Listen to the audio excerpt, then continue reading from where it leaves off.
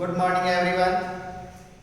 आप सभी का प्रकाश शेखावत की ऑनलाइन क्लासेज में स्वागत, अभिनंदन। जैसा कि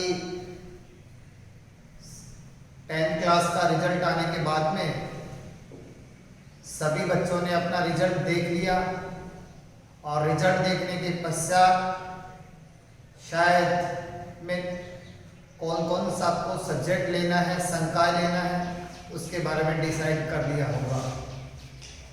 जो स्टूडेंट बायोलॉजी लेने के इच्छुक हैं अर्थात मेडिकल लाइन के प्रति जिज्ञासु हैं, वो स्टूडेंट बायोलॉजी सब्जेक्ट लेंगे। बायोलॉजी जो सब्जेक्ट है उसका आज के युग में बहुत बड़ा क्रेज है। चाहे टीचिंग जॉब हो, चाहे मेडिकल लाइन हो, कोई सा भी क्षेत्र हो, बायोलॉजी सब्जेक्ट की अहम महत्वता है। बायोलॉजी सब्जेक्ट में फिजिक्स, केमिस्ट्री और बायोलॉजी, ये तीन मेन सब्जेक्ट के रूप में पढ़ना होगा आपको। इसी के साथ में हिंदी और इंग्लिश आपको अनिवार्य सब्जेक्ट के रूप में पढ़ना होगा। बायोलॉजी जो सब्जेक्ट है उसमें अपन लोग दोनों के बारे में अध्ययन करेंगे, प्लांट एंड एनिमल अर्थात पादप व जंतुओं के बारे में। तो देखिए, हम बायोलॉजी की स्टार्टिंग करते हैं। सबसे पहले देखिए biology.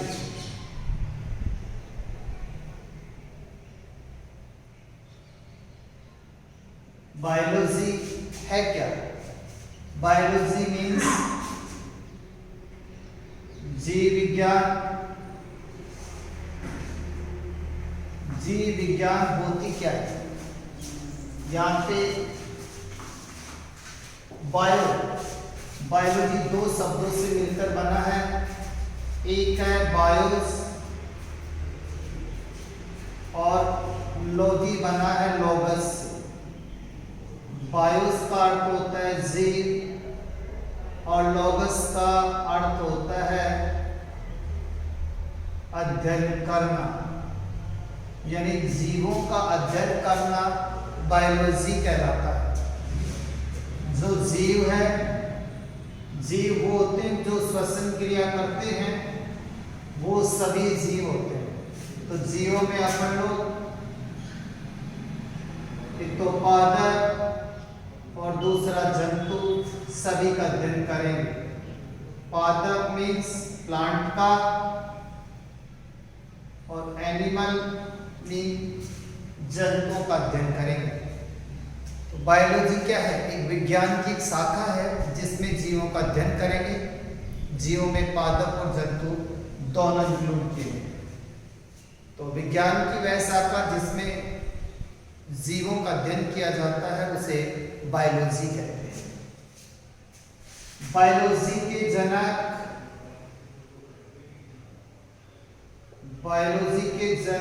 Father of the biology ये हैं अरस्तु। अरस्तु को बायोलॉजी का जनक मानते हैं। बायोलॉजी शब्द किसने दिया? बायोलॉजी जो वर्ड है वो दिया 1802 में लेमार्क व ट्रेविरेंस। बायोलॉजी शब्द देने वाले वैज्ञानिक थे लेमार्क एंड ट्रेविरेंस। देखिए, बायोलॉजी जो सब्जेक्ट है उसकी शाखाएं तो बहुत सारी होती हैं, लेकिन हम बेसिकली अगर बात करें तो इसकी दो शाखाएं होती हैं। पहली जो शाखा है वो है जूलॉजी और दूसरी जो ब्रांच है वो है बॉटनी। जूलॉजी का मतलब जंतु विज्ञान या जंतु शास्त्र और बॉटनी का मतलब होता है वनस्पति विज्ञान या वनस्पति शास्त्र। यानी बायोलॉजी में हम मुख्यतः जूलॉजी और बॉटनी का अध्ययन करते हैं। जूलॉजी में क्या करते हैं? जूलॉजी में हम एनिमल की स्टडी करते हैं। एनिमल्स की स्टडी किसमें करेंगे? जूलॉजी में। और बॉटनी में हम प्लांट्स का अध्ययन करेंगे। पादपों का अध्ययन हम बॉटनी में करेंगे, एनिमल का अध्ययन हम जूलॉजी में करेंगे। जूलॉजी का जनक कौन है? जूलॉजी का जनक है अरस्तु। अरस्तु को जूलॉजी का जनक कहते हैं। बॉटनी का जनक कौन हो गया? थियोफ्रेस्टस।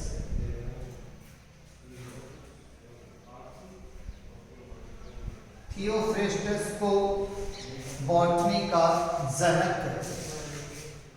इस प्रकार हमने बायोलॉजी के बारे में, शब्दों के बारे में देखा। अब देखिए, जो जूलॉजी और बॉटनी है, दोनों में हम प्लांट और एनिमल का अध्ययन कर रहे हैं। तो चाहे पादप हो और चाहे जंतु हो, सभी कोशिकाओं से मिलकर बना होता है। यानी कोशिकाएं मिलकर के पादप और जंतुओं का क्या करती हैं? निर्माण।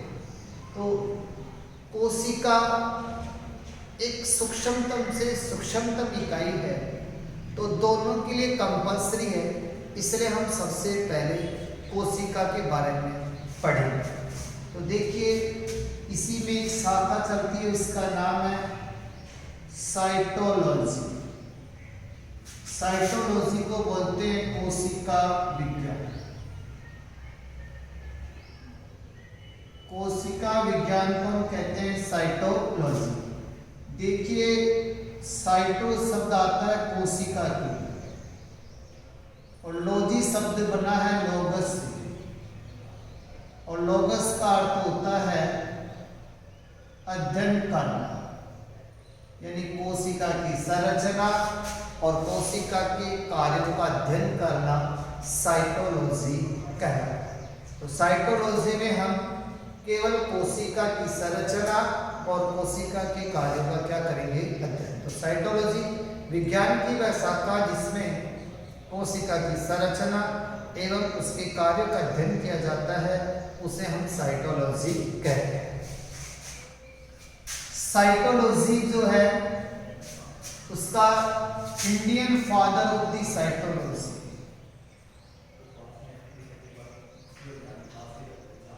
ऑफ द साइटोलॉजी, यानी साइटोलॉजी का भारतीय जनक कौन है? और वो है A.K. शर्मा। A.K. शर्मा को भारतीय साइटोलॉजी का क्या कहते हैं? जनक। देखिए, कोशिका, कोशिका को हम कहेंगे सेल। तो सबसे पहले सेल की खोज के बारे में पढ़ेंगे। तो सबसे पहले जो कोशिका की खोज है वो की गई रॉबर्ट हुक द्वारा। याद रखना, कोशिका की खोज किसने की? रॉबर्ट हुक ने। अब रॉबर्ट हुक ने जो कोशिका की खोज की, वो पादप कोशिका थी या जंतु कोशिका? तो ध्यान रखना, रॉबर्ट हुक द्वारा जो खोज की गई वो कौन सी कोशिका थी? पादप कोशिका। यानी प्रकृति में सबसे पहले पादप कोशिका की खोज हुई। तो रॉबर्ट हुक ने क्या किया? पादप की छाल, पादप की छाल का चयन किया। छाल को हम कहते हैं कॉर्ड। पादप की छाल का चयन किया और छाल की अनुप्रस्थ काट बनाई, और अनुप्रस्थ काट बना करके स्वयं के द्वारा निर्मित जो सूक्ष्मदर्शी है, सूक्ष्मदर्शी एक ऐसा इंस्ट्रूमेंट, ऐसा उपकरण होता है जो किसी भी वस्तु के आकार को बड़ा करके दिखाता है, यानी आवर्धन क्षमता को बढ़ा देता है। तो स्वयं के द्वारा निर्मित सूक्ष्मदर्शी में जो है पादप की छाल को देखा। किसने देखा? रॉबर्ट हुक ने देखा।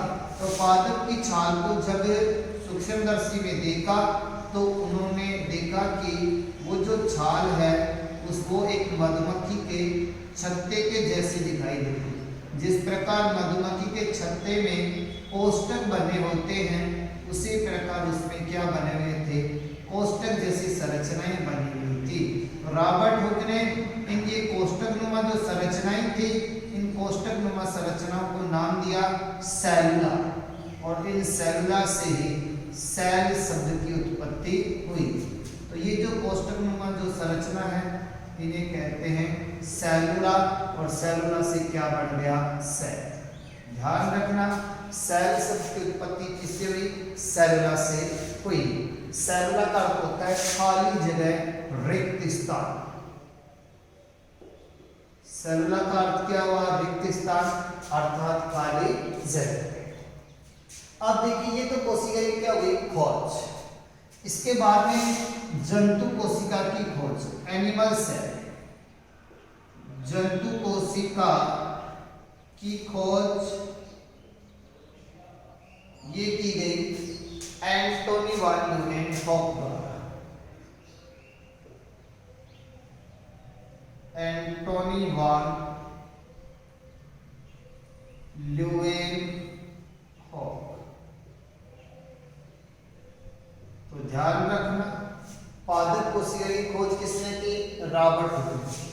कोशिका की खोज किसने की, रॉबर्ट हुक ने। जंतु कोशिका की खोज किसने की, एंटोनी वान ल्यूवेनहॉक ने। और एक बात और याद रखना, जीवित कोशिका की खोज किसने की, वो भी एंटोनी वान ल्यूवेनहॉक ने। जीवित कोशिका की खोज ये भी किसने की, एंटोनी वान ल्यूवेनहॉक द्वारा की। ये तो रही कोशिका की जनरल बात। अब देखिए, कोशिका की खोज होगी। अब कोशिकाएं जो होती हैं वो क्या बनाती हैं, तो प्रकृति में जितने भी जीव हैं, चाहे वो पादप हो चाहे वो एनिमल हो, तो उनका शरीर किस प्रकार बनता है उसके बारे में देखिए। तो सबसे पहले हम बात करें तो कौन होती है, कोशिका। कोशिका की डेफिनेशन, शरीर की सूक्ष्मतम से सूक्ष्मतम जो इकाई होती है, अर्थात छोटी से छोटी जो इकाई होती है, उसे हम क्या कह देते हैं, कोशिका। कोशिका, अब कोशिका क्या होती है, काफी सारी कोशिकाएं जब आपस में मिल जाती हैं तो ऊतक का निर्माण हो जाता है। अनेक कोशिकाएं मिलकर के क्या बनाती हैं, ऊतक का निर्माण करती हैं, अर्थात क्या बनाती हैं, टिश्यू। तो ऊतक किसे कहेंगे, जब काफी सारी कोशिकाएं आपस में मिलकर क्या बनाती है, ऊतक। कोशिकाओं के मिलने से काम नहीं चलेगा, वो जितनी भी कोशिकाएं बनाने में भाग ले रही हैं, उनकी उत्पत्ति, उद्भव, संरचना और कार्य भी क्या होना चाहिए, समान। तो कोशिकाओं का ऐसा समूह जो उत्पत्ति, उद्भव, संरचना और कार्य में समान होता है, वो कोशिकाओं का समूह क्या कहलाता है, ऊतक। यानी कोशिकाएं मिलकर के ऊतक का क्या करेंगी, निर्माण। ऊतक मिलकर के क्या बनाएंगे, अंग, ऑर्गन्स। और अंग मिलकर के क्या बनाएंगे, तंत्र, सिस्टम बनाएंगे। और तंत्र के मिलने से क्या बनता है, शरीर, अर्थात बॉडी का निर्माण। इस प्रकार जीवों के शरीर का निर्माण होता है। अब इसमें हम आगे बढ़ते हैं साइटोलॉजी में।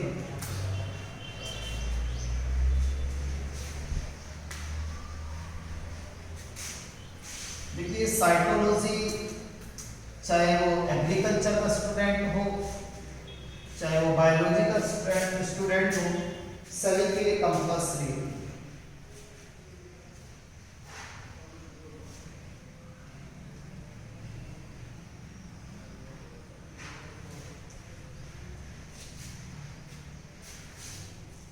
अब देखिए,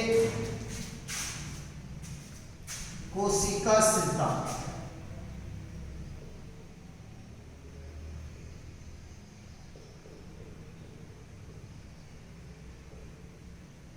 कोशिका सिद्धांत क्या है, सेल थ्योरी।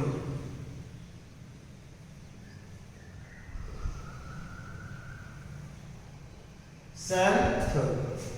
तो कोशिका सिद्धांत 1828, 38, 39 में स्लाइडेन व स्वान द्वारा दिया। तो कोशिका सिद्धांत किसने दिया? स्लाइडेन व स्वान ने दिया। मुख्यतः इस सिद्धांत की दो बातें। सबसे पहली बात यह है कि नई जो कोशिकाएं बढ़ती हैं वो पुरानी कोशिकाओं से बनती हैं। पुरानी का मतलब पूर्ववर्ती जो कोशिकाएं होती हैं उनमें विभाजन होता है और विभाजन से नई कोशिकाओं का क्या होता है? निर्माण। तो नवीन कोशिकाओं की उत्पत्ति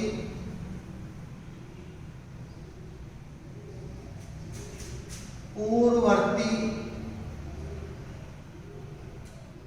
कोशिकाओं से होती है।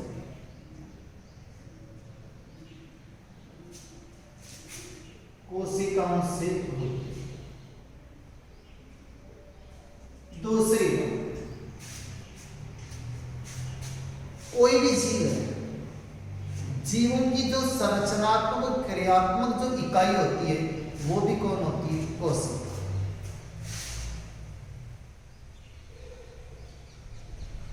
शरीर की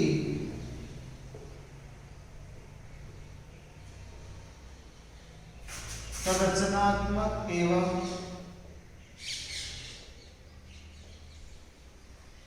क्रियात्मक इकाई कोशिका।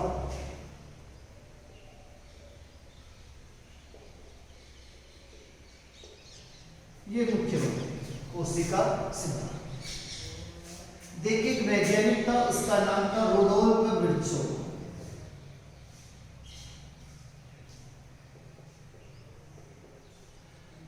रुडोल्फ विर्चोव का कथन, उन्होंने कथन कहा था, वो क्या था?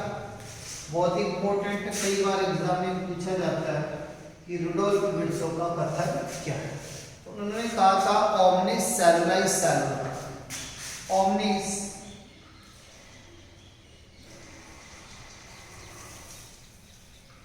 सेलुला ई सेलुला। ओमनिस सेलुलाई सेलुला का अर्थ होता है कि नई कोशिकाओं की जो उत्पत्ति है वो पूर्ववर्ती कोशिकाओं से होती है। कैसे? जैसे ये कोशिका है और ये मान लीजिए इसका केंद्रक 2n, तो इस कोशिका में विभाजन होगा तो ये क्या बन गई? नई कोशिका। एक से कितनी बन गई? 2। तो ये तो कौन सी कोशिका हुई? पूर्ववर्ती कोशिका। और जो बन रही है उसे हम कौन सी कोशिका कहेंगे? नवीन कोशिका।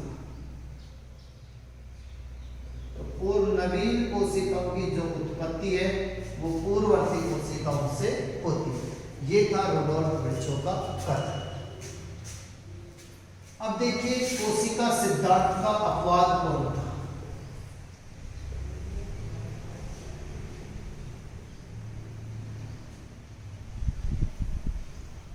कोशिका सिद्धांत का अपवाद। देखिए कोशिका सिद्धांत का जो अपवाद है वो है विषाणु। विषाणु को हम वायरस भी कहते हैं। देखिए वायरस एक ग्रीक भाषा का शब्द है जिसका अर्थ होता है तरल विष। वायरस क्या एक प्रकार का तरल विष। वायरस को सजीव और निर्जीव जगत की योजक कड़ी भी कहते हैं। अर्थात सजीव और निर्जीव जगत की योजक कड़ी क्यों कहेंगे? दोनों को जोड़ने वाली कड़ी है। तो इसको कोशिका सिद्धांत का अपवाद क्यों माना गया? इसको सजीव और निर्जीव जो जगत है उसकी योजक कड़ी क्यों कहते हैं? इसके कारण है, पहला कारण है कि अगर वायरस कोशिका के बाहर पड़ा हुआ है, मृदा में है, कहीं पर भी पड़ा हुआ है, काफी समय तक पड़ा हुआ है, तो उसमें किसी प्रकार का कोई विभाजन नहीं होगा। अर्थात कोशिका के बाहर उसमें कोई विभाजन की कैपेसिटी नहीं होती है। लेकिन जब भी वो वायरस किसी सेल में एंट्री करता है एंट्री करने के बाद में वो विभाजन करता है। तो कोशिका के बाहर निर्जीव के लक्षण इंडिकेट करता है और कोशिका के अंदर प्रवेश करने के पश्चात सजीवता के लक्षण प्रकट करता है। तो अपन लिखिए कोशिका के बाहर विभाजन की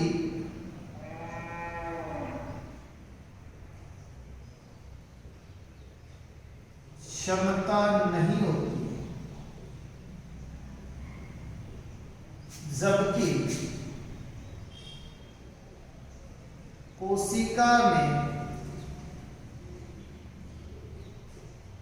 प्रवेश करने के पश्चात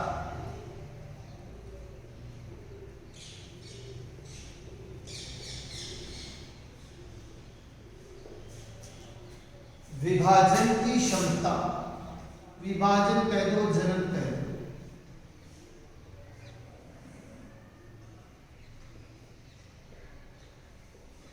की क्षमता पाई जाती है।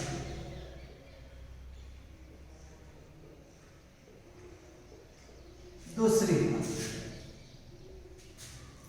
वायरस में एंजाइम, कोशिका द्रव्य ऐसी कोई नहीं होता, जबकि सजीव में सब कुछ पाया जाता है।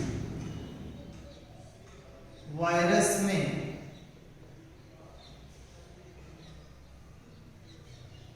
कोशिका द्रव्य एवं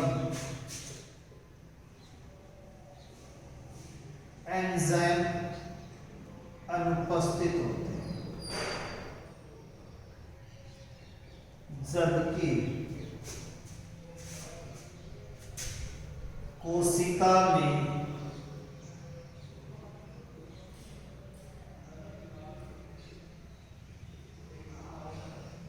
एंजाइम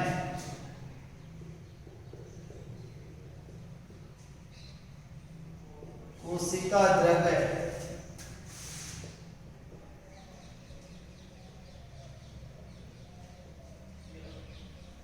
कोशिका झिल्ली आदि पाई जाती। इस प्रकार ये हुआ सजीव और निर्जीव जगत की योजक कड़ी और कोशिका सिद्धांत का। Thank you.